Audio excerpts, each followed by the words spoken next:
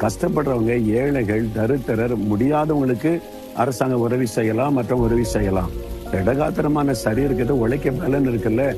நீங்களும் இலவசங்களை வாங்கி சாப்பிட்டுக்கிட்டு சும்மா இருக்கலாம்னு நினைச்சா ஆசீர்வாதம் இருக்காது. அதனால உழைக்கணும். கையின் பிரயாசம் தான் ஆண்டவர் சொல்றாரு. உழைக்க ஒப்பு கொடுங்க, வேலை செய்ய ஒப்பு கொடுங்க. என்ன வேலை கிடைக்கிறத செய்யுங்க. அதை கர்த்தர் ஆசீர்வதித்து உங்களை அதில் உயர்த்துவார்.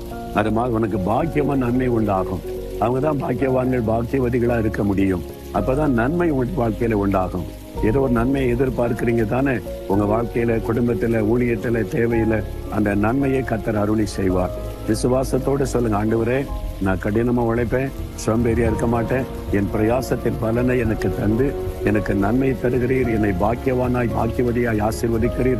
ஸ்தோத்திரம்னு சொல்லுங்க. அந்த ஆசீர்வாதம் உங்களுக்கு உண்டாகும். ஆண்டவரே, என் கையின் பிரயாசத்தை ஆசீர்வதிக்கிற தேவனே, நான் உழைக்கவும் பிரயாசப்படவும் என்னை ஒப்பு கொடுக்கிறேன். எனக்கு பாக்கிய